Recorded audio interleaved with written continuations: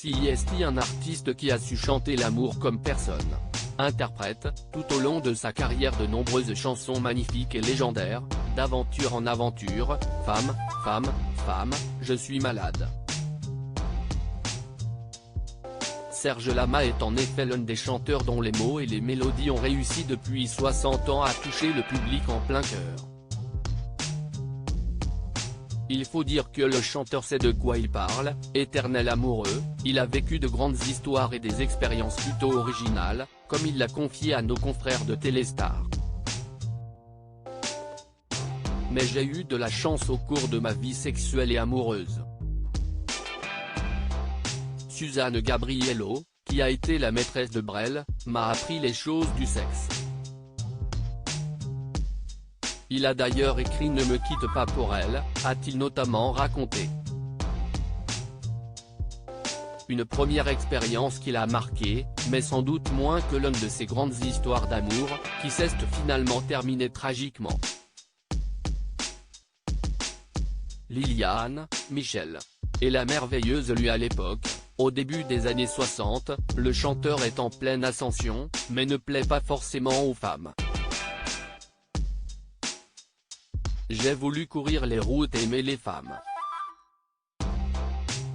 J'avais besoin de cet amour des femmes comme de la scène, explique-t-il dans la même interview.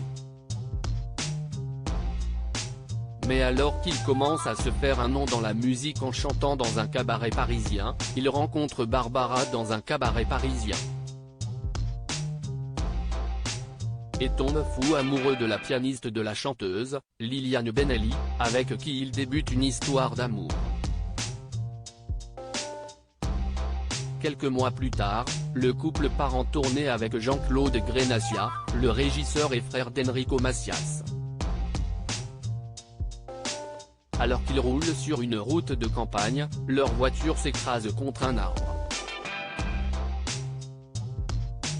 Serge Lama en sera le seul rescapé, mais s'en sortira gravement blessé, et souffre encore aujourd'hui de ce choc physique et psychologique.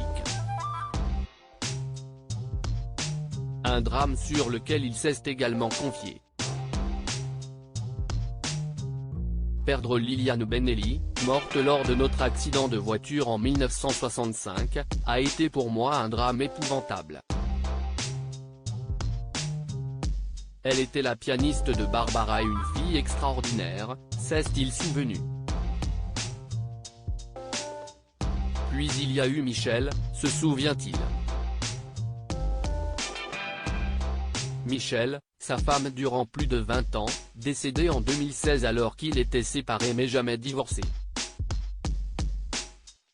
Une situation qui n'a pas toujours été idéale, le chanteur le sait, on avait établi avec Michel un modus vivendi.